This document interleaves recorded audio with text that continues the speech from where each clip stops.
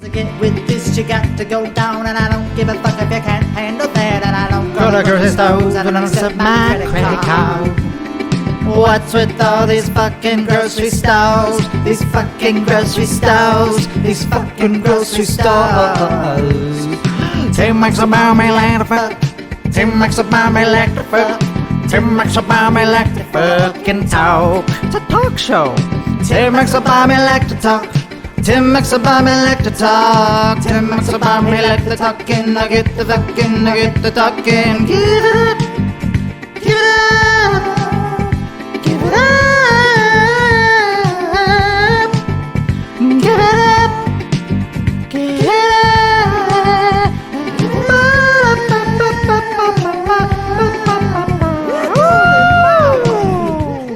All right, welcome to the second episode of the Tim Weichselbaum Show.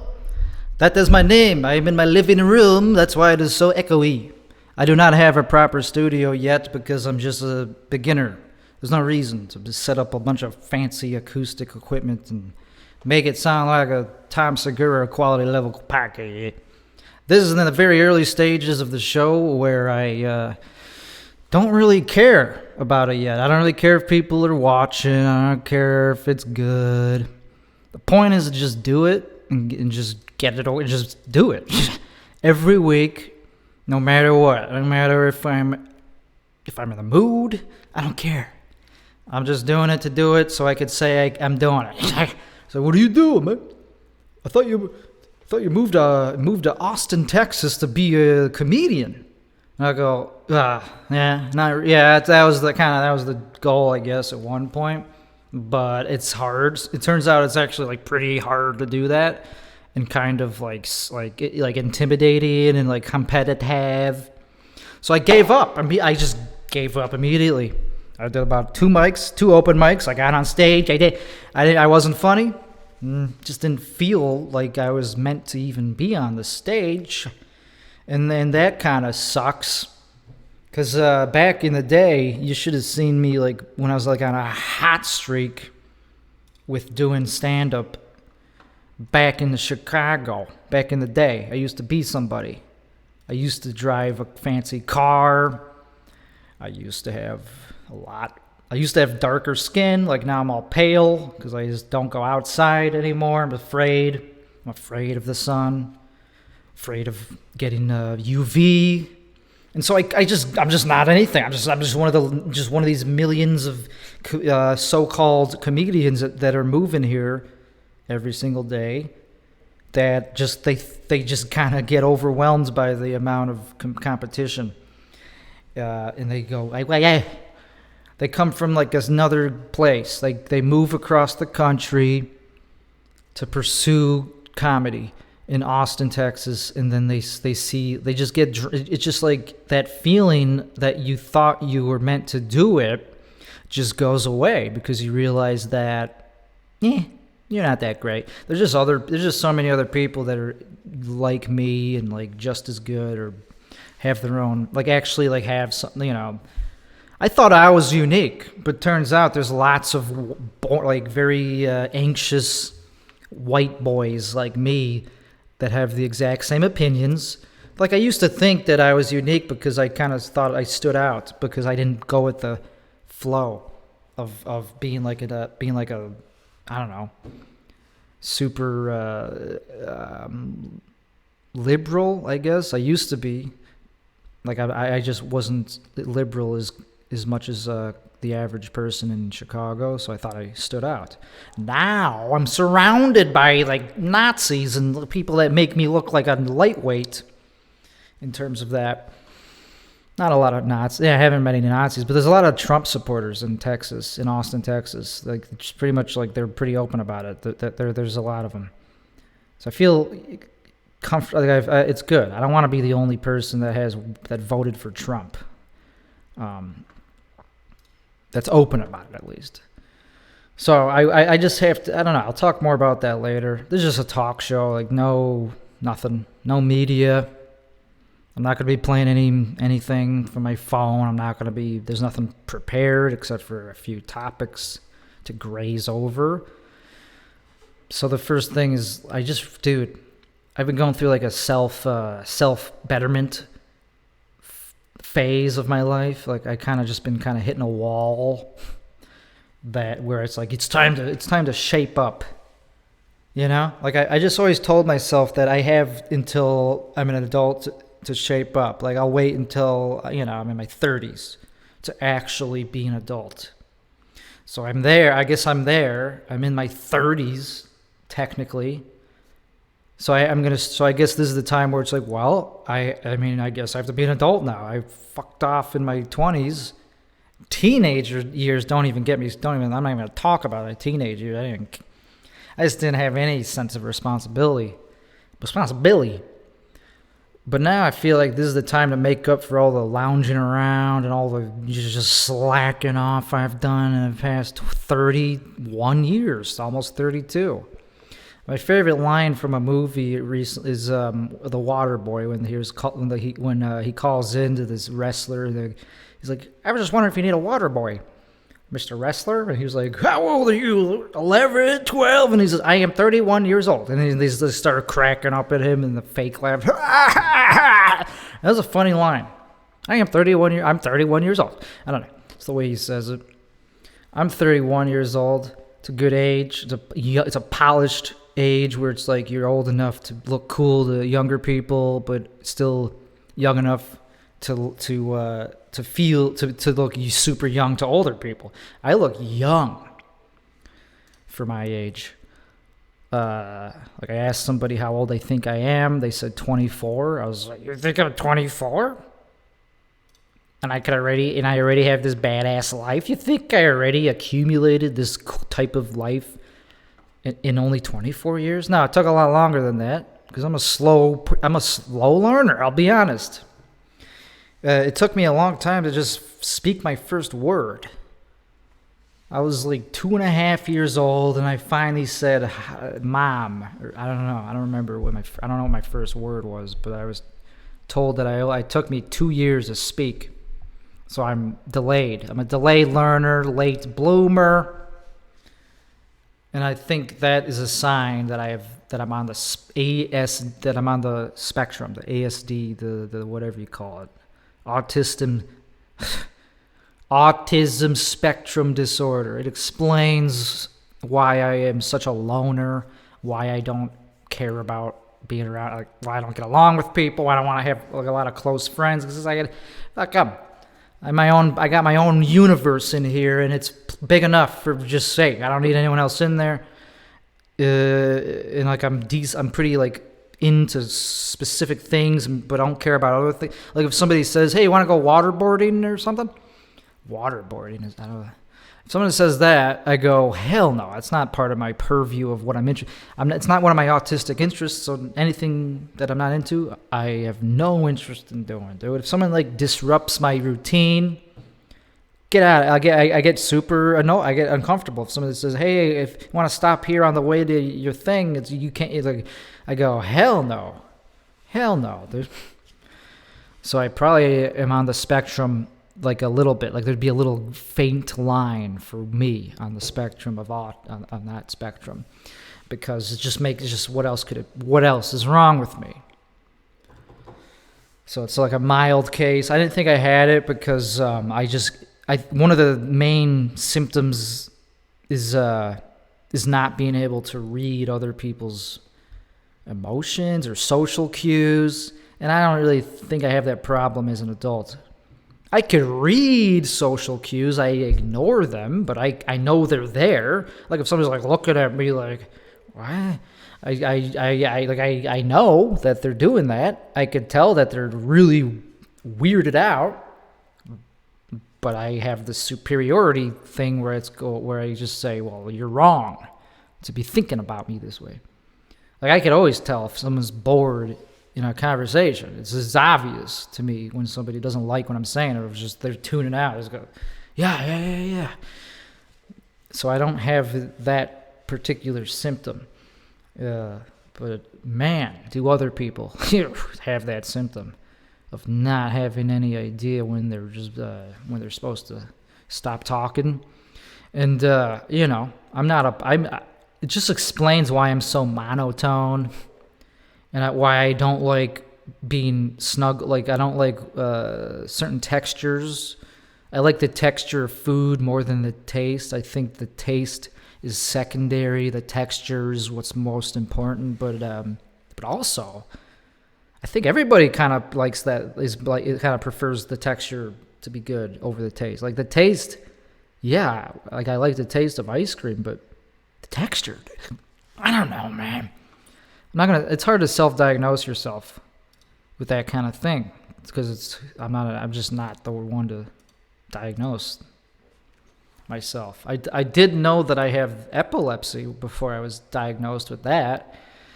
Back in the 2012 or 2014 or something, 2013, I started having episodic episodes where I for like about, I don't know, 10 seconds max, I felt like I was just like out of my body. I don't know. It's extremely hard to describe. It's like being on LSD or some psychedelic, but different. But just as hard as to describe as that. Having a seizure called a partial. It's called a simple partial seizure, I think, is the kind that I had before it got worse. The kind that I first started having, I just felt like this feeling of overwhelming deja vu. And jaima vu, which is where you remember something, but you can't quite piece together what you're remembering, or it's like a false memory, but it feels familiar, and it's overwhelming. And then I felt nausea, and it gets more intense until it just goes away, and then it just peaks and then it dissipates very quickly, and you forget everything that you were thinking about. It's like so surreal and hard to remember because it's awaking. It's like a certain part of your brain having like a electrical storm overload, something going on, and it's an electrical phenomenon in your brain, and it could spread to the whole brain. It starts off in just one little circuitry, and then it could expand, and it could just be your whole brain just freaking out, like synchronous activity between all neurons firing at the same time. That's what a seizure is. It's where instead of asynchronous neurofunctionality, it's your whole brain in sync, firing at the same time. So that's why you like move around. That's why you like you jerk around, because I don't know. That's what happens when your whole brain is being used, and mental stuff happens too. And so that started happening in 2014, and then it kind of just went away. It happened like once a day. Every single day I would have this simple partial seizure, and then it would go away, and then I would forget about it. And like, I wouldn't forget about it. It was scary. They were super scary. They made me feel like I was going to die soon. Like because it messed up my brain so much that it just made me kind of worry that I was going to lose my sense of self if I kept it going, let it keep going. And I didn't know that it was epilepsy the first few times it happened, but I looked it up, and it turns out that that's what it was. I was like, oh shit, that is a seizure. There's nothing else it could be. It's not like a flashback. It's not like a thing that, there's nothing else it could have been, according to what I read. So that's what it turned out to be. But I couldn't get it diagnosed until a couple years later. Until 2017 is when I got diagnosed with epilepsy. So the most common kind of epilepsy. Temporal lobe epilepsy. So it happens somewhere in the temporal lobe, which is kind of like on your temples, kind of. And there's like it's so weird. And so that I just wasn't getting treated for it because they couldn't tell that I was actually like, there was anything going on. They did it, they gave me like a test, nothing came up. So I just was like, well, that sucks. So I needed to be like on medicine for it. You can't just let that go untreated.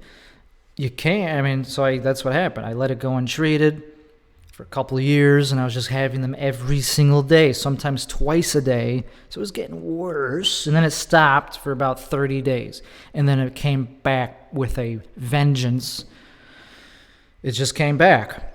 And then it turned into a full seizure, and that's where you lose consciousness, you fall, you hurt yourself. That's like the scariest thing. So that happened when I was alone in my apartment. I vaguely remember something happening where I woke up. I had to wake up to have the seizure. And yeah, it was like at 4 a.m. I just remember wandering out of bed and going into my living room. I had a 1-bedroom apartment at the time, so I was bawling. And I walked in the living room. I just remember kind of falling down, hitting my head vaguely, and then just going right back to bed. And then a couple hours later, maybe, I don't know, 11 a.m., 4, whatever, I slept for a few hours, and I noticed that there was like blood. There's like this purplish, deep red puddle of dry blood on my living room. It was dry already, but like all kind of deep, dark blood that definitely came from my mouth. And I looked at my mouth, my tooth was missing. Like half of my tooth was broken off. And it looked bad. I was like, oh shit, I definitely had like a real seizure. And so I just called my mom, and she said, call an ambulance. So I called an ambulance. I was on the second floor, and I was able to walk around. So I just met I met the ambulance downstairs. I didn't need them to come upstairs. I just met them outside. And like, you're the guy? I was like, yeah, I'm the guy. So they put me in the ambulance. We went to a hospital, and then as soon as I got to the hospital, as soon as they laid me down on that bed, had another seizure. So they saw me have the seizure. They tested me. They could tell that that's exactly what it was, textbook. And they were like, yeah, this is what I saw. And I remember seeing this in medical school. The exact results is what I remember seeing. You have epilepsy. You have this kind of epilepsy. So we're going to give you this medicine for the rest of your life. And it works. The medicine I'm on works well. I haven't had a seizure in 4 years. Yeah. Those are scary because you never know when they're going to come, and like you never know what's going to trigger them, and you never know how you're going to feel when you get out of it. And like, so I have that, and I was able to tell that that's what the point is. Sometimes you know what it is for like a thing, and then the doctor won't agree until they actually can prove it. They gotta have proof. So if you're suffering from that, definitely don't just ignore it. And also, so the point of this podcast is like, who's gonna watch the whole thing in full long episode form? Nobody. So I'm going to be editing little clips if I find like if I say something cool in a way that like kind of has like a vibe to it that I can make a clip out of. I'm going to make a clip. I'm going to export it. I'm going to edit it and upload it somewhere. I don't know. This is a sober. I am going through a better self-betterment phase of my life where I'm completely dead ass sober. Nothing going into my body except for coffee. So that doesn't count as not being sober. Like for some reason, caffeine is a drug. Everyone knows it's a drug. It gets you buzzed. Caffeine gets you buzzed, but that's it. That's all it does, and you could still think straight. So that's, I guess, okay to do. Like, it doesn't really count as breaking your sobriety, even though some people, I guess, would eliminate even caffeine if they're going for like straight up zippity zero substances that involve a drug, like nothing. But that's it, just that. Other than that, I'm not doing alcohol, I'm not doing marijuana, I'm not doing anything else that's recreational. I have curiosity for like new drugs, like that haven't like somebody like like there's this ketamine thing going around. Like a lot of people talk about that, and there's like a small curiosity in me that's like, what would that be like? But I don't think it's a good idea to mess around with that with anything. I think I'm good, but I'm pretty dead set on staying sober for a little bit. So I'm going to be kind of making that a theme of the show until I don't know, because this whole chase of sobriety is also kind of like an addiction too. Like you could get addicted to being healthy, and like as soon as that goes away, it goes away, and then you just don't care anymore, and you just go back to everything. But no, I don't know. I'm new to this sobriety game, and like as soon as you tell yourself that you're gonna stay away from alcohol, and you see other people, how they act on alcohol, you just feel superior to them, and you just feel like you could connect better with people, because especially other sober people, you actually have something of substance to say. You're not just like, hey, yeah, man, what are you doing? You don't let your shit side show. You let your purity shine.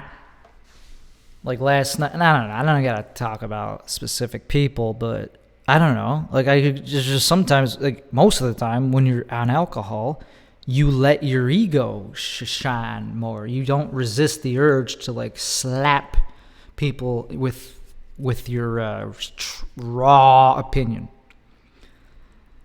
And there's a lot of ego in the comedy scene, which is the only scene that I'm really a part of. Like I'm not a part of like any fan clubs, like Tesla Motorist Club. I'm just that's nerd. No, I'm not into that. I'm into comedy, and that's it.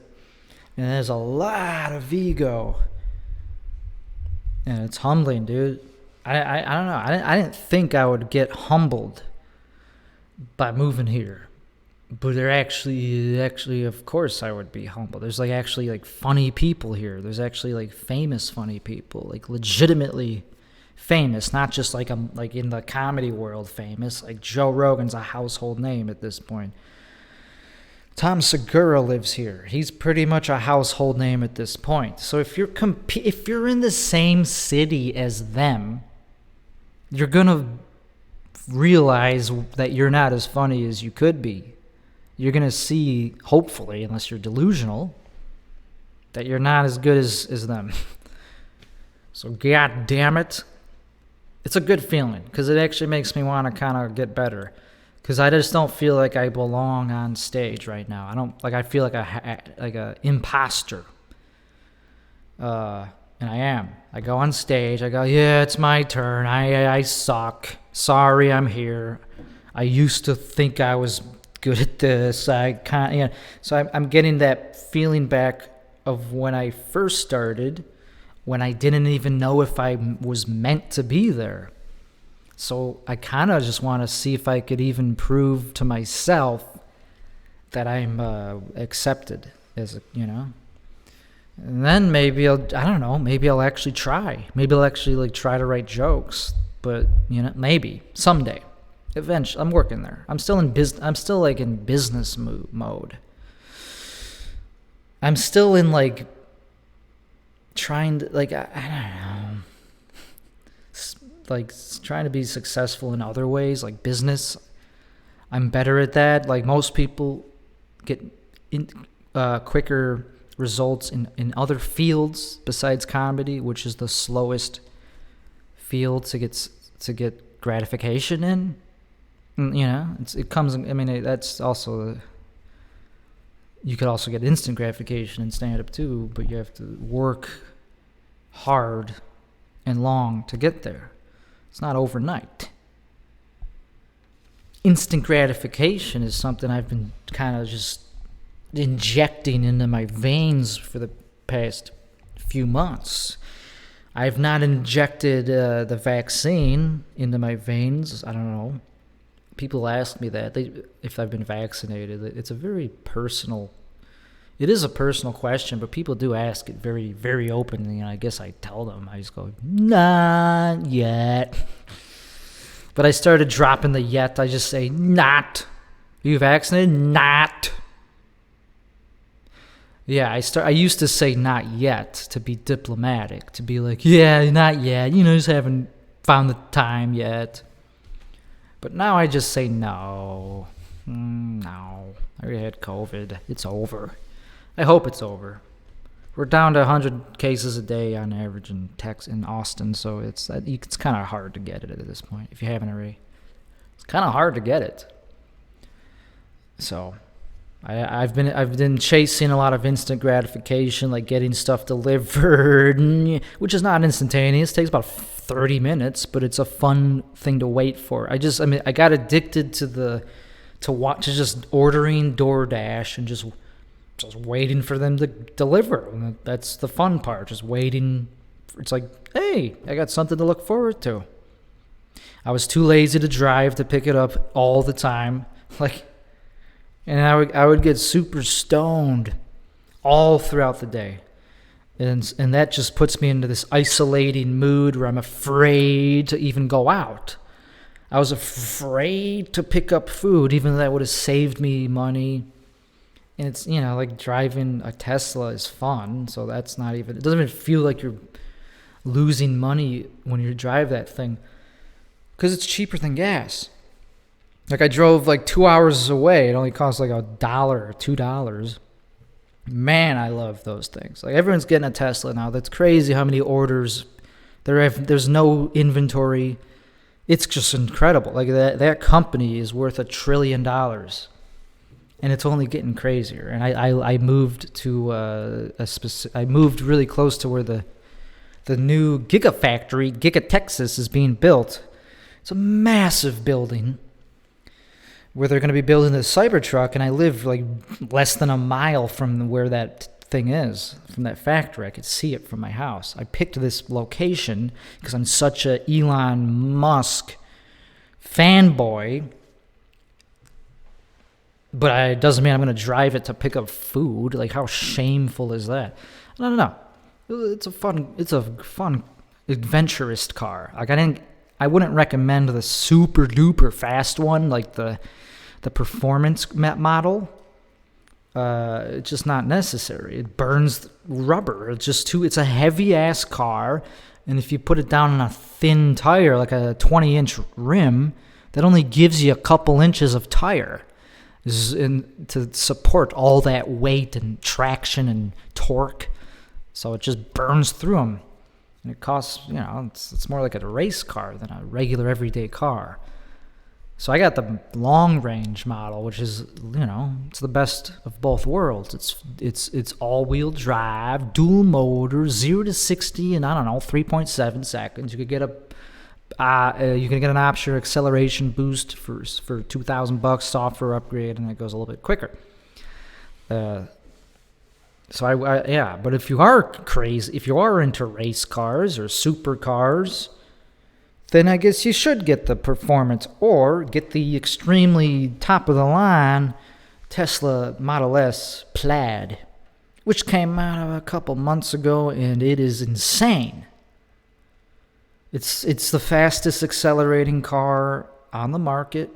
Faster than a Bugatti Veyron, faster than a $1 million supercar, and it costs about $130,000, and that's a lot of money. That's almost in the realm of Lambo prices. So if you can afford that, you're pretty much a rich person if you have that car. Not quite, but it's definitely on the cusp of, you've got to have a lot of disposable income to afford that. And you also kind of have to not value your life or the lives of people around you, because that thing is going to kill somebody. It's a rocket ship. Not literally. That's yet to come. He actually does want to put a rocket on his goddamn roadster if that ever finally becomes a thing. But this Plaid, it goes 0 to 60 in 1.9 seconds, motherfucker.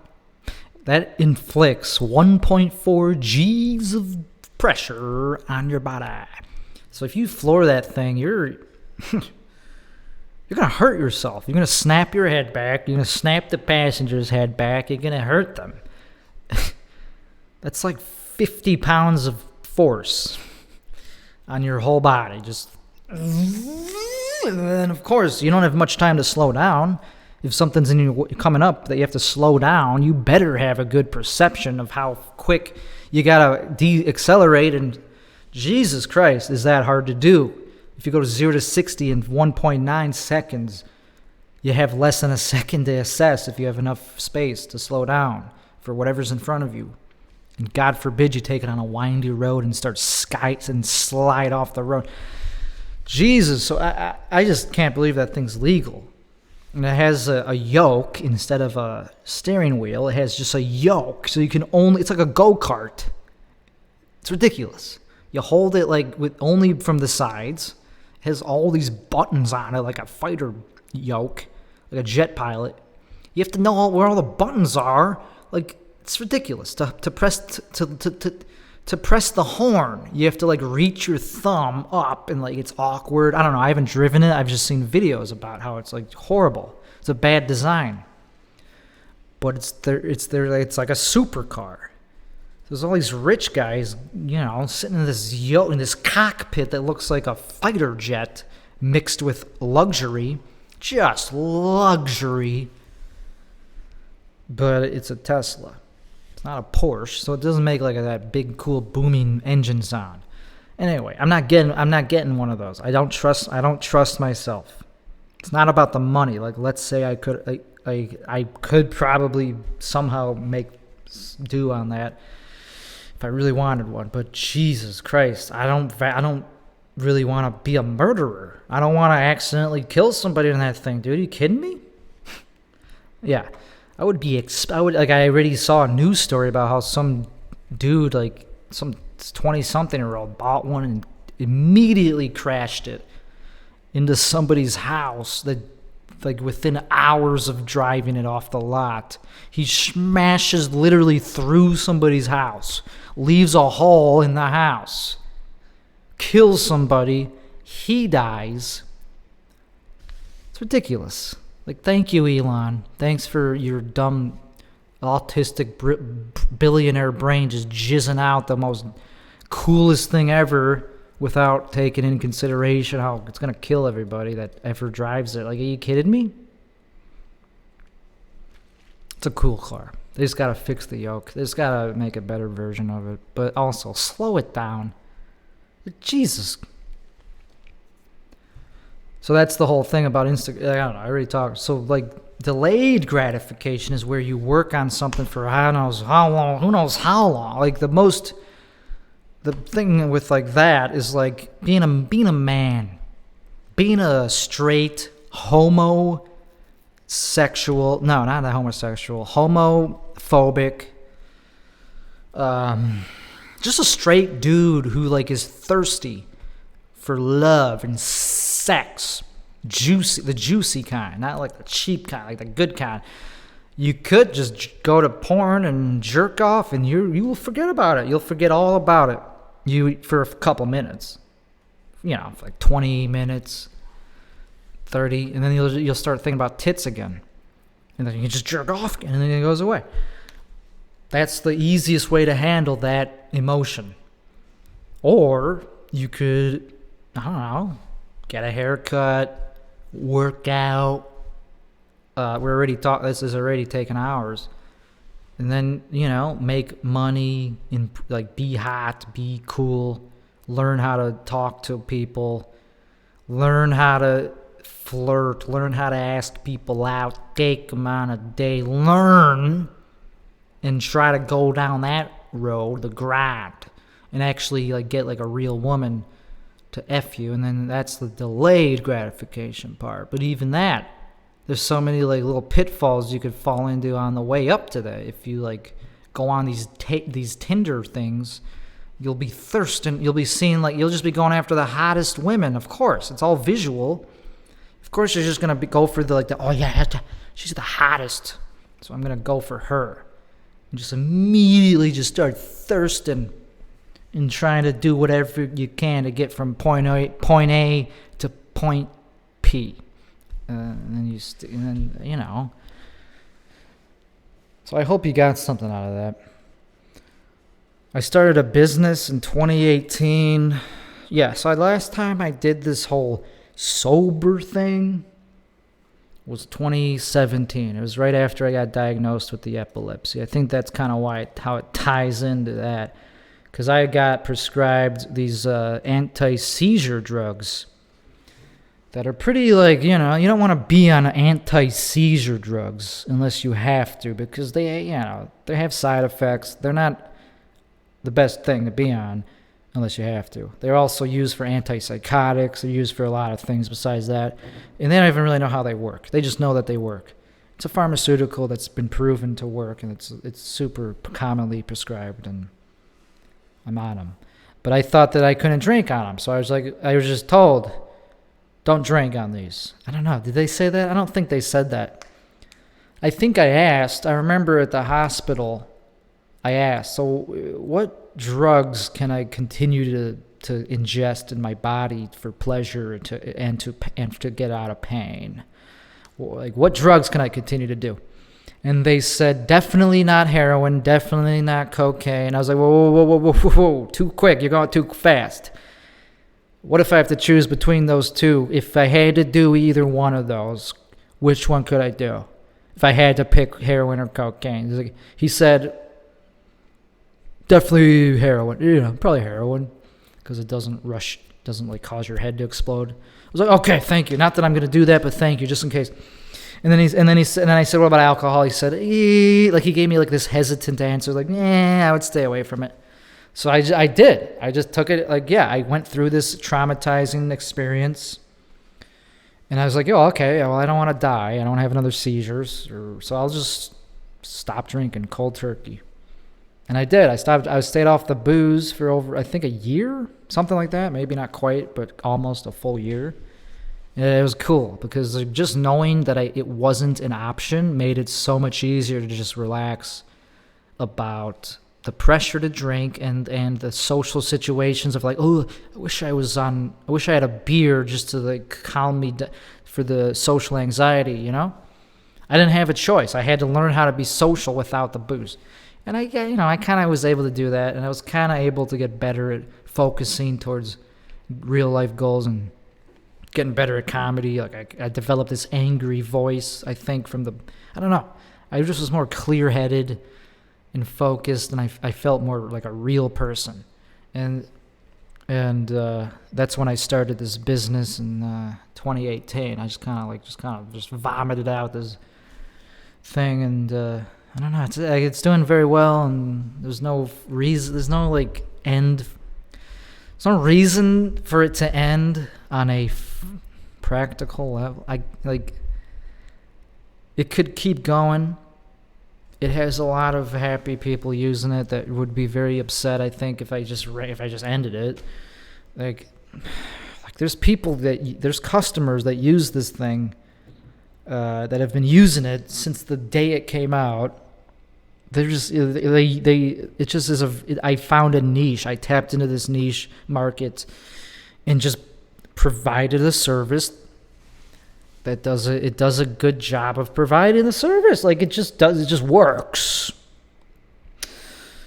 But I'm ready to get out of it. I'm ready to retire from that business. So I'm kind of in this point where I'm looking to either just close it down or sell it to some billionaire, dude.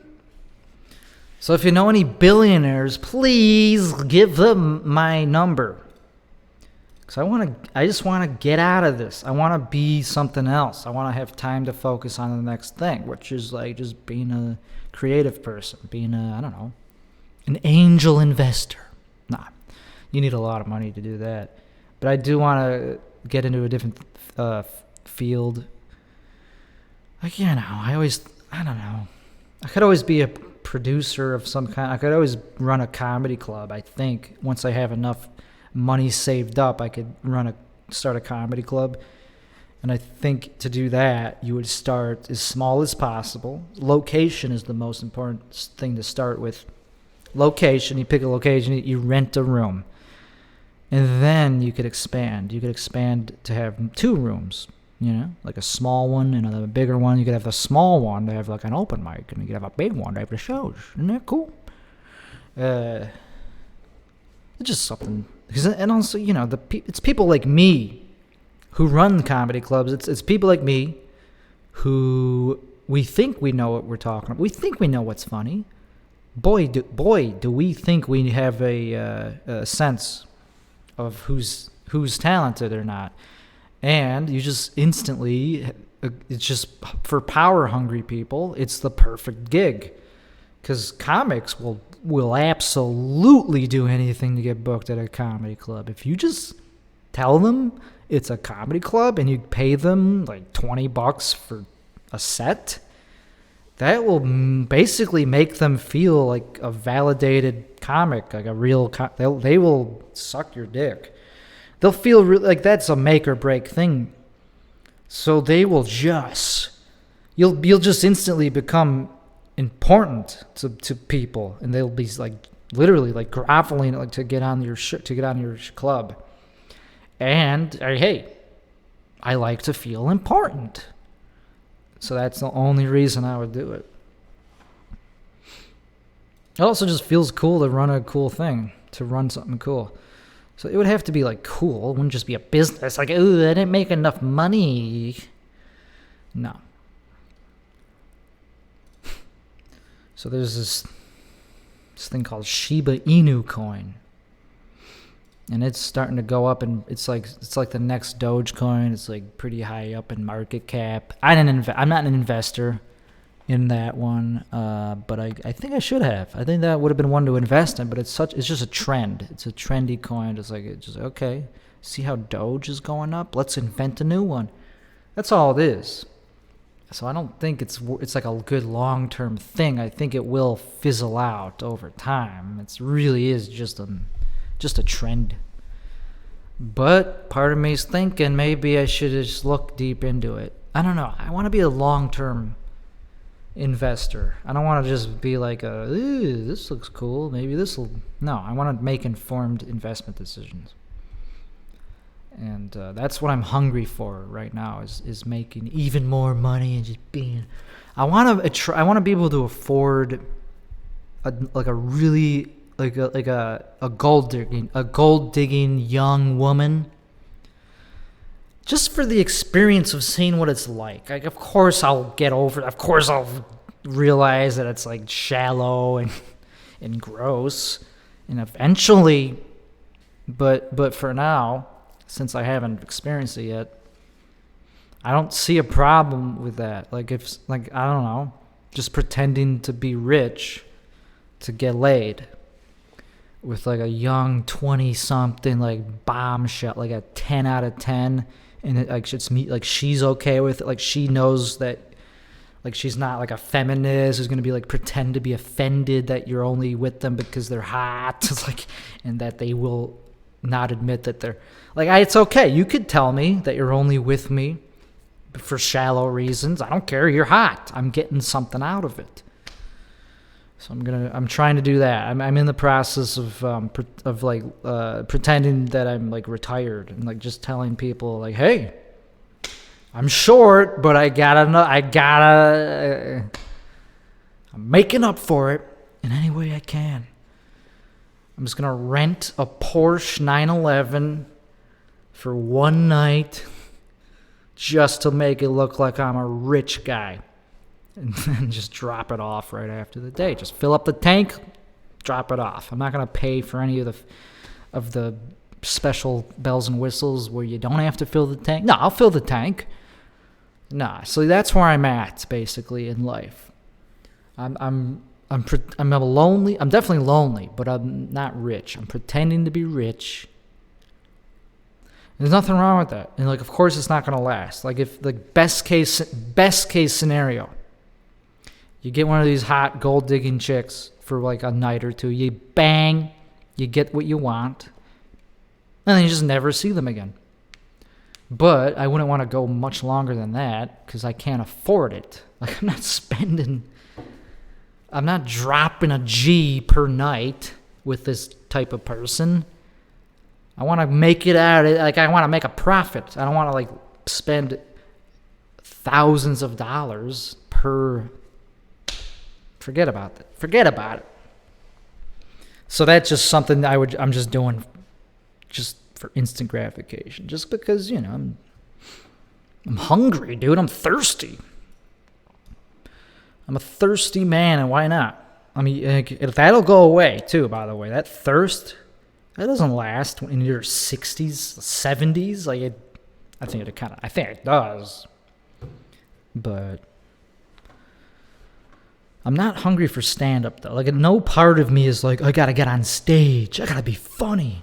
No. I only do well, like, if there's a reason to do well. Like, I have to be excited to go on stage. I have to have something to look forward to after. If it's just me and just my lonely going home and then just going to sleep, I don't know. It's hard to get the motivation to do well.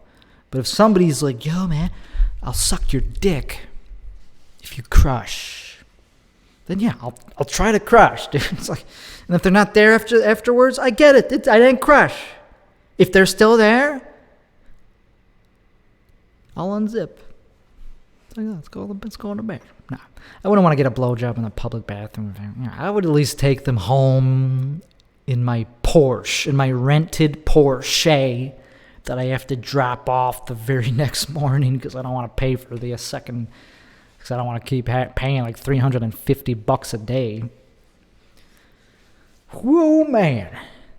I would recommend being rich. Not that I'm rich, but just the fact that I had like some modicum of success, it feels really fucking good. Like starting your own business from scratch and actually having like people, like actually having success from it, even if it's just a small amount.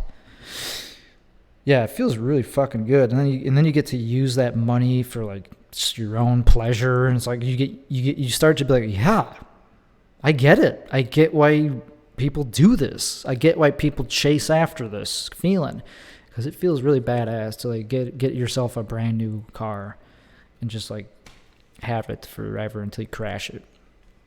Because you're not responsible. So yeah, I talked about how I'm thirsty for shallow women. Cause like like normal women, like average, like like good look, like decent looking, but not like so attractive that they could get anyone they want. I'm not into them because then they will actually like kind of care about my personality. Then they'll actually care who I voted for, like if I got vaccinated, like some BS like that. And then it's like, dude, will you just throw away the charade? It's like, I'm hot, you're hot, let's do something. Oh, you don't like that I don't support the, I don't know, that I don't support the free, that I don't want to kill every billionaire. Can we leave these billionaires alone, dude? They're not doing anything to you. God damn it. So yeah, I'm an anti-feminist. If you have a bunch of tattoos, if you have the nose piercings,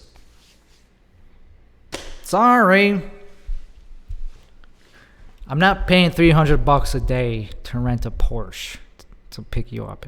If you get that, if you're just gonna call me a sexist, unironically, because that is kind of hot.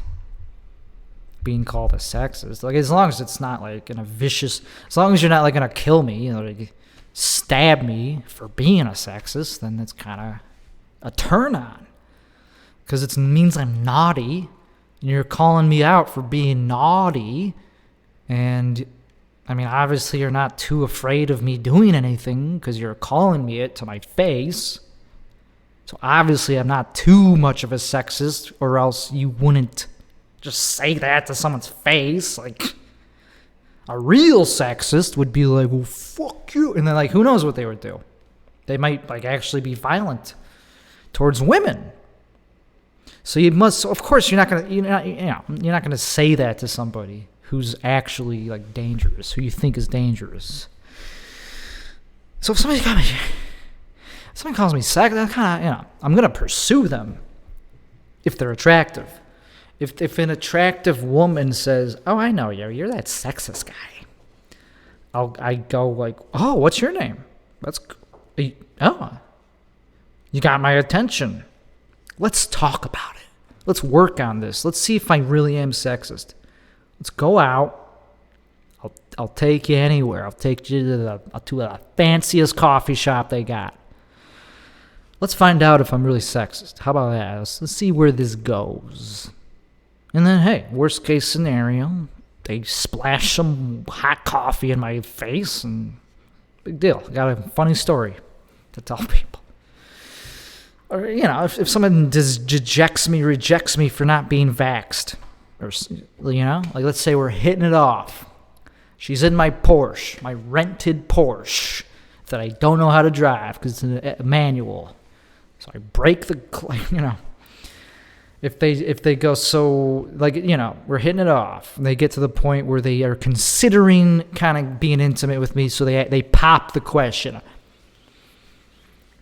You got the juice in your veins. Did you take the Biden, the Fauci? Did you take the Fauci ouchie? I go, yeah, see the Band-Aid right there? Boom, I just got it. Band-Aid. No, I would be honest. I would say, no. And then if they go, oh, well, then let me out of this car. Okay, big deal. I get a funny story out of it. It's not that funny this time.